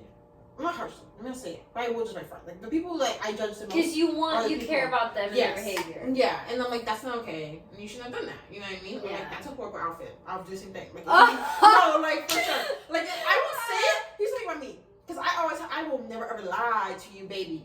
But I do like that. I don't say my opinion unless it's asked for, because my opinion is not always asked for. And so you might be writing something that is buku and you crazy, feel good. And I will stay quiet. But if you ask me, I'm gonna tell you, and that is the truth of the matter. Okay. But so, like, my harshest judgments are definitely for the people I know. When, like, the other day I was walking a DM and some guy was walking outside on campus with no shoes on. I stopped for 2 seconds. I was like, huh? And I just kept walking. You know what I mean? Yeah. So it's like, I have like 2 seconds, but it's not in a way that's like, if anything, my judgments, my positive judgments, and maybe it's just who I am. And well, I have been noticing that too. So longer. When I see someone gorgeous, I'm like, damn! Yeah. You're gorgeous! And it feels good when you genuinely... Like, man, but... when you genuinely are like, I've just been noticing myself do this recently. It's like, wow, like, she looks really pretty. Yeah, or like her top is really pretty. Yeah. Or like things like that. That'll stick with me longer. Yeah. Even with men too, because I know you're like, whatever. No, like, men deserve rights. I'm sorry. Deserve right. But even with that, because I feel like I wouldn't really like to. I don't know. Even though I do look at people, I don't know. If I just wouldn't. I don't know. I guess I just wouldn't really. I don't know how to explain it, but I just feel like recently I've been able to appreciate people's appearances, and not to be shallow, but oh my gosh, there's this one person who lives on my floor. Ooh, even more. And he's a big man, not in like a fat way, but like in like I knew what like in a like athletic way. Yeah. He's gorgeous. Just like gorgeous man. We shared an elevator ride the other day. He told me to have a good night. So just shout out. No, just kidding. Throw me around a little. What happened? Huh? What? What'd you say? Throw me around? Oh my god. Okay, anyway. Just like appreciating male, female, or whatever beauty. Yeah. Like I've been genuinely just having positive judgments as well, which I don't know if that's because I'm like, well, is that a good thing too? But I guess it doesn't matter. It's like, you know, at least it isn't negative. But you know, I think as long as it's not sexualizing, it's fine. I don't really Oh no, yeah, I see what you mean. Yeah, but I think it feels like I see people all the time, especially on campus who have like a fire fit, and I'm like, yo, you're so loud. Like I appreciate like I just kind of appreciate like wow, there's so much like just amazing, I don't know, like creativity, like and just beauty in your looks and your outfits. Oh, there's this one guy too. I don't know this person at all, but I don't know if you've seen him around campus. He'll just like walk around and he'll like strut. I know. And he does. Yeah. Oh, He's a Chipotle today. He was? Yes, and someone else, Dusty, came in with his Chipotle. He's like, hey girl! And I was like, yeah. Oh my gosh! So like that's for him. I look at him and I'm like, you know what? I'm not even judging you. Mm-hmm. Like because I think people would negatively. I feel like people would negatively judge him and be like, why is he strutting like that? Yeah. Or like, why is he playing music? Yeah, my brain just doesn't go that way. But a part of me is like, but then I see him on campus and I'm always like, I don't care. Like, like good for you, but I feel like I would be mortified. Like if I were to do something like that, like everybody looking at me, but I feel like the people looking at you, it's quick. Like I would look at him, people might look at him, but then he's still walking, and then you forget about it. No, that takes another level. I definitely not at that level, but that does take another level. I'll put my earbuds on and be like strutting in my head. You know what I mean? And like be my might have a bit of like a power walk. You know? Yeah, here there moment, but definitely not that. Like that level is definitely. Yeah. All right. Are you tired? Is this the end? Do you? How do you what is the vibes of these? I don't know. I'm like, bye. Oh. I don't have an outro. Do you think I should? Oh my gosh, I don't really have an intro. I don't really have an outro. But it's like that's what makes me like quirky and unique because everybody has one. And you're so different. I say that I think I used to say I'm trying to figure out like the title of or like the name of the show because my one friend from years ago, she was like, just chilling with Maya, like, you know, like cute. You know what I mean? But then recently Call her daddy. I was doing something with that title. That's a cool title. It's cool, but like I'm just so I don't know. Creativity. Yeah. But then I had another one that was like her sorry. You don't? I don't really listen to her. I've like seen clips of some of her celebrity ones, and I'm confused. I know she gets Trisha Paytas. Why she's like, so famous. I loved Frenemies. Okay. Like, Frenemies me too. This will get me. Yeah, I literally adore the Frenemies. I've rewatched it many times, anyways. So yes, I should rewatch those stuff. I haven't. Oh, I watch her. Honestly, I watch more of her content than his content. Oh no, I don't like H3. Peace enough. Yeah, it's just too like drawn out. Like that should be 4 hours. I'm like, I'm not gonna watch it. Exactly. I'm like, how do you get people to stay that long? But I guess so. There's some people. That will do it. Yeah. I don't know. But I loved it then. I don't really watch Trisha either. Every now and then I'll check in because it's just cute. So she's daughter now and she's happy and mentally stable. So every now and then I'll come every couple months. I'll remember. Well, something. I mean, I had this thought when we were having these deep talks. But it was about Moses and how Moses. Real Moses or her Moses? Her Moses. Sorry, her Moses. Her Moses. It's so funny how like they are very dissimilar. Yeah. But they make it work. Like a real person. And in they're having a podcast where she was talking to him, and it was a lot of this. Like he was having these very like insightful, like deep talks, and how it's like, you know, he's like water, and life is like water, and so they like go with the flow, and like you may see like he was saying how he loves everybody, and she was like, but you can't love everybody. Like you have to like dislike or hate somebody. And he's like, there might be a wounded dog that, you know, I may not want to play with because it'll attack me, but I still have compassion for the wounded dog. And I was like, damn, I love that. I was like, wow. So just trying to like have more of that into my life, and the fact that he said that on one of like Trisha Paytas podcasts, like who would have thought? I don't know. For sure. He's an interesting man for sure. He is. He doesn't seem real. He really doesn't. I mean, they all don't seem real. No, just seems. Oh my gosh, I was watching. You know Nathan For You. You know Nathan Fielder. Familiar. It's like he had Trisha Paytas was in one of the episodes, but it's funny because you can see how she looks different because she's gotten like surgeries, like plastic surgery, like, and so it was just really interesting. Like that was like old Trisha and this is new Trisha. Yeah. You know, obviously beautiful either way, but it is just interesting to see like celebrities before and then after. Yeah, it's actually wild. But yeah, But, you no, know, I spend your typically. money. What happened? Spend your money. She's Yeah, a they- lot of money. I know. She's a OnlyFans. lot of money. Oh, you think that's what it is? No, I know. Oh, you that's know. what it is. Yeah. It's definitely. I don't know if she still does it. No, I don't think so. Yeah, but I don't think Moses was ever in it either. no, I think that was one of the things they talk about in front of him. Is how it's Yeah, like, he's he like, can't nah, be in it. I'm not and doing if he it. does, his family's gonna disown him. Oh, wow. How would they know? They still don't talk. That's so sad. They literally live like less than an hour. Okay, each other. that's the thing too. With when Moses is saying like I love everybody, and if there's like wounded dog, whatever, but it's like then why don't you try to? I mean, I'm not in his situation. I'm not in his family, so I don't want to pass judgment. But it's more just of a confusion. Well, it's like if you're saying this, then why aren't you guys trying to mend things? Well, it's because Trisha and Ethan and Yeah, Gina, but like, still. Moses has those point of views, but the rest of them have to have it too. You know. I mean, yeah, but I thought Trisha was fine with them now. I thought she was like chill or not. I mean, I know there's a lot that happened. It honestly started to get too sad. Because it was like, you know, the drama, like when it was ending, there was a bunch of videos going back and forth. I had to like tap out because I was like, this is too real. Because it's like actual families. It's not like two people just like, you know what I mean? It's real families. And they literally both said Ethan and Hila, because I don't really think Trisha and Moses comment on them at all. But Ethan and Hila said like, yeah, to this day we don't talk. They still don't talk. But like their family does. So like Hila and Moses aren't the only ones. Like they have other siblings. Yeah. And like they know their mom. But like they specifically don't talk. That, yeah. Mm-hmm. I do hope. And literally their pray for children them. are the same. Yeah. Like, that'd be They so can play together! cute. Their children are the same age. Like, it's literally adorable. Like seriously, you don't Like, that'd talk be because so of the 5% thing. Like, that is like. I think get that, over to it. be fair, I think a lot of other more horrible things happened. I think the 5% is the least of it. It's just like, you know, when, I mean, peace and love to church pays.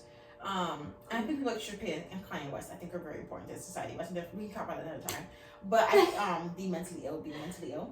But you know, she said a lot of things, and oh, didn't she call Ela the C word? no, that's not even the least of it. Like horrible things about like Ethan's mom. And remember there was it's rumor, more from what Trisha has done to them. like they both just said really bad things. Like I know there was one moment when Moses was being like Me Too, but I think it was a fake Me Too, and you know it was during all that the drama, and Trisha was like, why wouldn't you stand up for your brother? You've literally known him forever. And then they were both saying, well, I don't know. I have to listen to what the victim says. Which I thought was a little bit of a weird reaction. I think like, you know what I mean? Like, I think the reaction was a little bit like, which obviously believe victims, but like, I think the way they were saying it was a little bit like, well, I don't do with y'all anyway, so I don't even care to like, you know what I mean? Like, find out what was happening. Oh, it was just after they had already been like not talking. It was literally like during it. Oh. Because like the drama of them lasted for like a bit of them going back and forth before they like stopped. Wow. And it was like literally like, Wow. mainly Ethan and Trisha going back and forth, and like I think it was Ela telling like Ethan like, "Yo, don't talk about this anymore. We have to stop because it's just like too much and too real." Wow. Because it's like they're the family part, obviously. Yeah. Moses and Ela, and like their mom and stuff, and Ela's pregnant, which is like also so much worse. But anyways, I'm like, why would you do this to a pregnant woman? Like you're Okay, psycho. yeah. So I'm like, but then I guess I'm trying to look for someone to blame, but I guess it's not as black and white. I think it's not black and white because I do think it's more Trisha's fault than anyone. Like I would be interested to argue that. Yeah. But I definitely think Ethan, like, I don't know. Like, I think I understand the want to react, Yeah. right? But, like, Yeah. Trisha's so obviously mentally ill that it's just, like, you know what I mean? Like, trying to talk to a rabid animal. It's like, what even the point? Let me just get that rabies shot. Damn. Like, you know what I mean? Damn. But no, but you've seen her when she has, have you seen any of her videos where she's, like, in, like, her, like, triggered state? And she just goes off, and she's like not even there. You know what I mean? Yeah. I had a friend who has BPD, and it's like she was the same way. Where when she was ranting on someone, you just have to let her talk for like that hour, and then be like, yeah, you know what I mean? Because it's just like you can't reason with someone when they're in that state. Also, She that's seems her a lot more family. mentally stable. That's her. So. But I do think Peace and that love to her. Moses, just from what I've seen, like it's a good balance. Oh, he seems amazing. Crazy. I don't know how she struck such solid gold. Solid I'm gold. so serious. I mean, he has issues because he doesn't seem like he's like a real person. Like I'm so serious with that. But like he seems like the perfect match for her as far as he's really easygoing. Balancing. And you like someone like Trisha needs to be someone who's like not easily offended, and is able to forgive and just move on and just like go on about it. You know what I mean? Because I do like her. Like, if she ever sees this, Trisha, I do like You're you. so funny. Yeah, I watch your videos. she was like best friends with Shane and this guy Drew, and they were Yeah. called STD. I was like 12. Like I've watched her for years. Wait, that's so funny. STD. Oh my god. And I think that's also why I say this about her, because I've just seen her and I'm like, yeah. Like obviously she was just like very like sad and mentally ill person. And I think having a family is her purpose. I think she said for years all she wants is to be married and have kids, right? And now she has that. And I think that's brought her a lot of peace. Like I've not seen her personally or heard of her personally, you know, doing one of her videos that she used to do where she was like crying, like I haven't seen. Yeah. So I think she's in a much better place. You know, motherhood changes a person, and usually for the best. Wow, that's a whole other thing too. I'm like, I would love to talk about motherhood too. Mm-hmm. Oh, we have to. Mother's Day's coming up, so. What happened? Mother's Day's coming up, so. We can't. Yeah, that's a whole other thing. It's like imagining being a mom, imagine being pregnant. I saw this video of this girl. It was about a different thing, but this girl was talking about how she has a fear of being pregnant. It's like she had to go to therapy for it, and I was like, I mean, she does not be pregnant. What do you mean? Well, I don't think you're pregnant, but. Yeah, I don't know. I don't really know her. She was, but she was just saying like she wanted to. I mean, maybe for her, maybe she was sexually active and she was scared of getting pregnant. Oh, it was a thing that was stopping her. Maybe it was a thing. I don't know. But that's a good. That I didn't know that you could have like a specific. I mean, I guess you could have a specific fear about anything. Literally anything. But yeah, but they imagine like the thought of like, you know, birth thing. I don't know. It's like a health thing. Yeah. Like something different going on with your body. Yeah.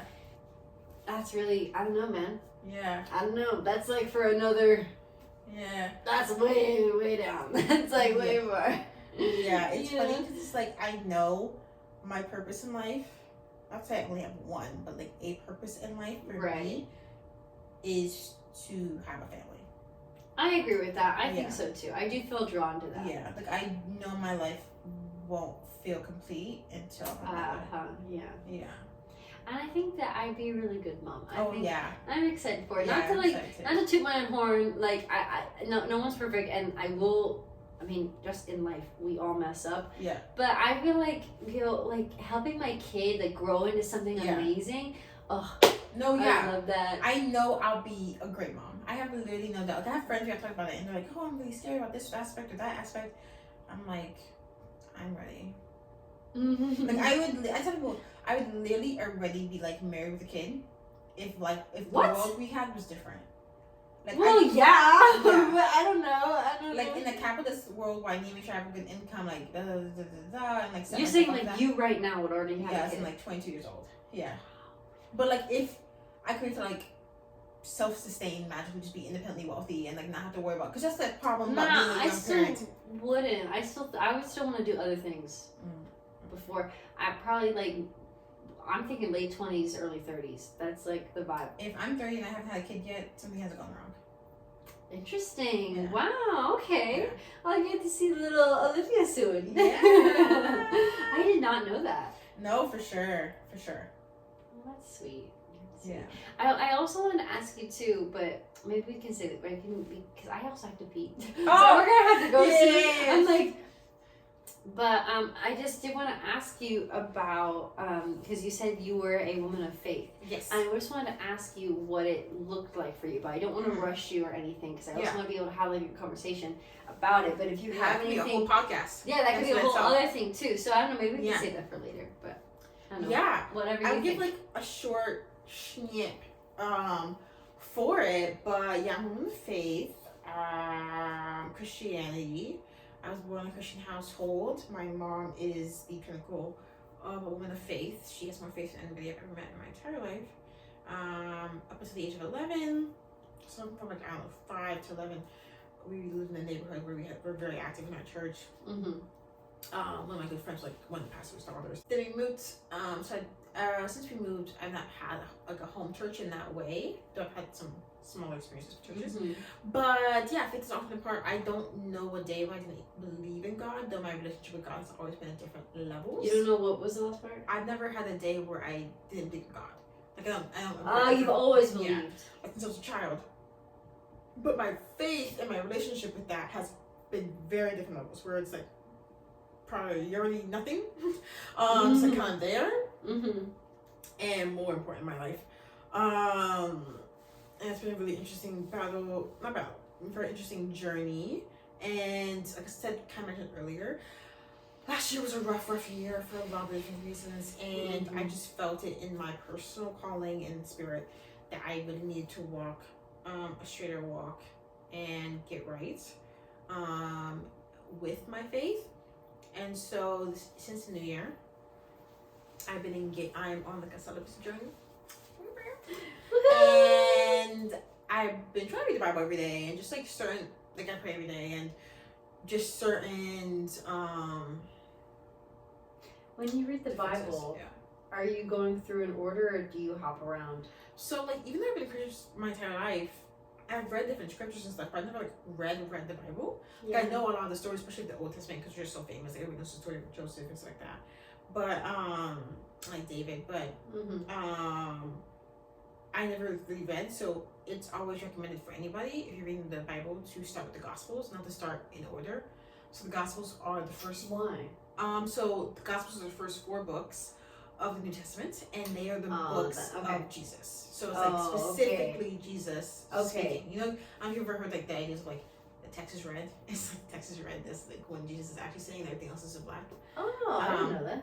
It's like a weird like niche thing, but you'll see it in like Bibles. But the first 4 books are called the Gospels.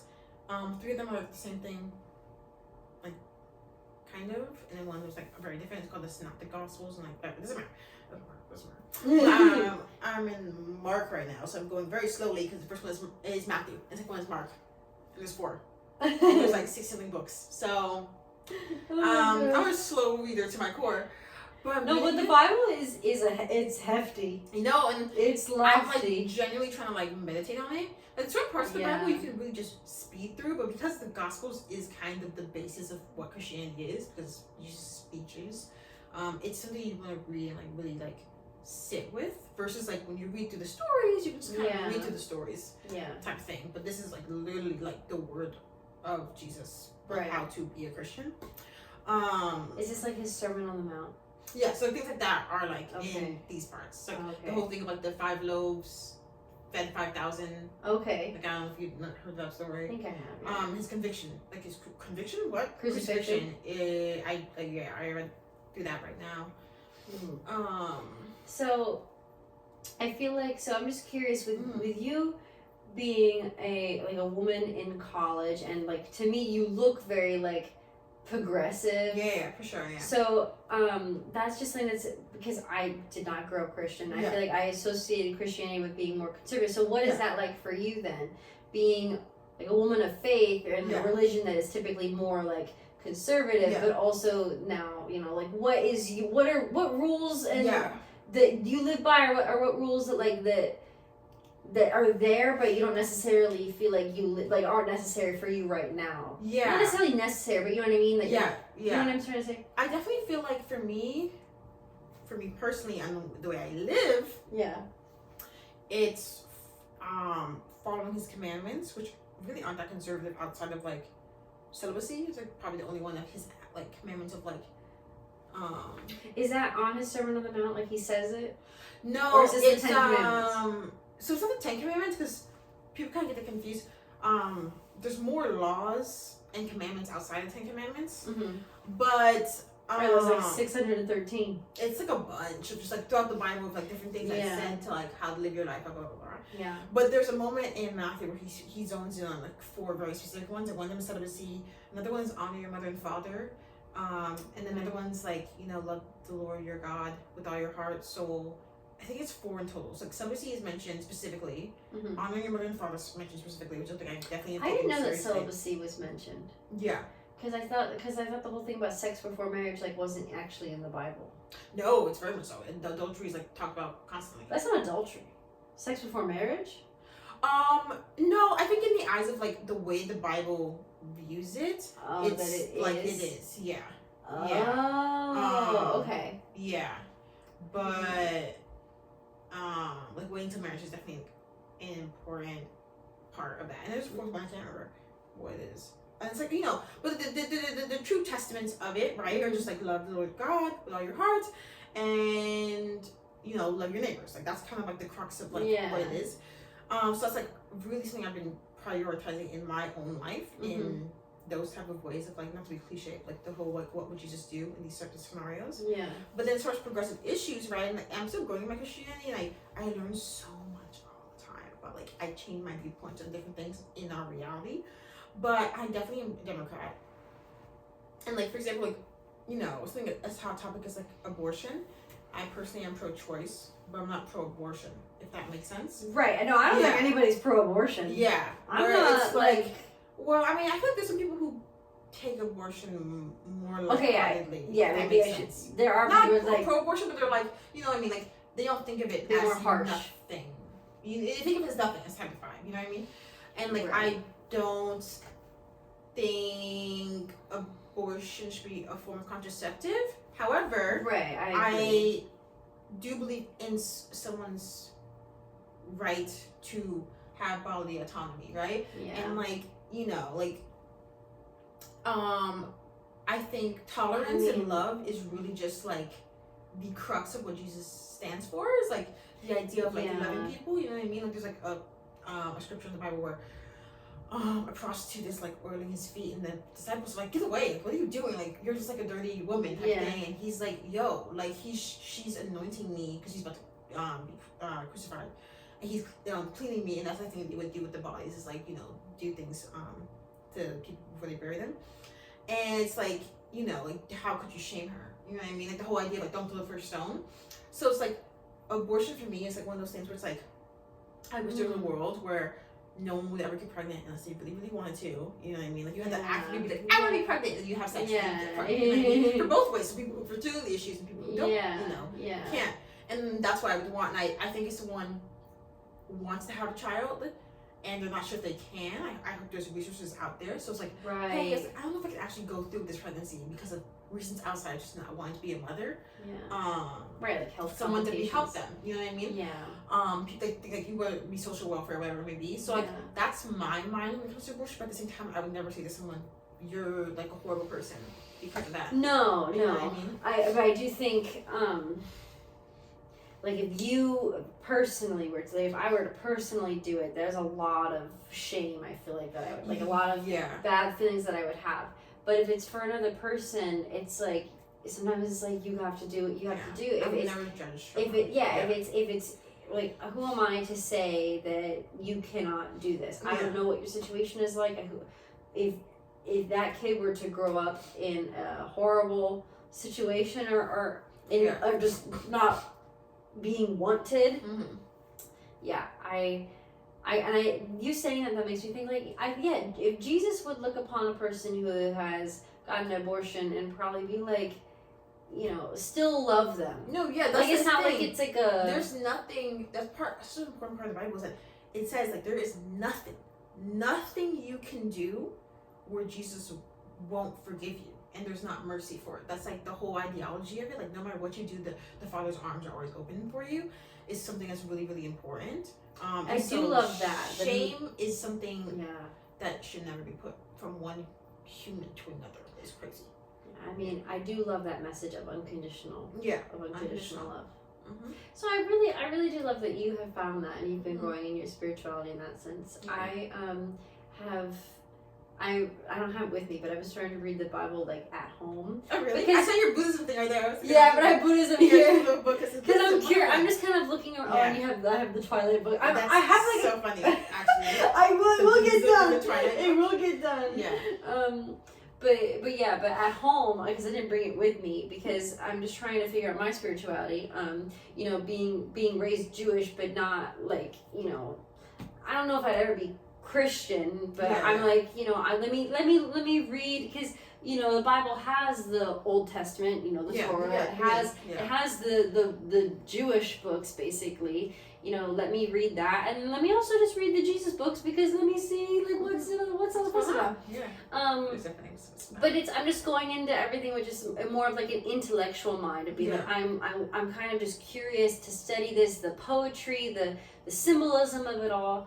That's what I'm looking to it for, and if I can garner some wisdom from it, that would be great. But I'm still trying to figure out my spirituality sense. But I really but sometimes when I'm meditating or it is comforting sometimes just to like, not that I am Christian, but like I'll think of Jesus because the message that he has is great. Like this unconditional love for everybody. It's very comforting, and that's I just He's a great man. He's a great dude. No, dude, that's what I try and tell people because I love Jesus, man. I think oftentimes misconcepted views of Christianity is seen because of other Christians. Right, it's to separate Jesus from that. Yeah, and like genuinely, if you read it, it's such the biggest emphasis, like the most important thing. Like he says, to be like a good follower or to be a good Christian, good follower, whatever maybe I forgot what the word is. Like disciple, is to be, the slave to society. Like all his commentary is about giving back. Like, the whole idea is like that's such a huge thing. That's why I really want to start volunteering more.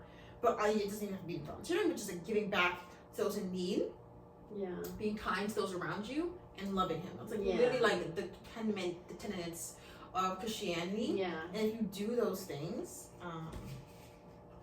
that scared me. I figured you don't live alone. Like the way I was thinking, I was like, I don't know what I'm saying, but yeah. But all right. On that note, on unconditional love, I have to pee. Yes.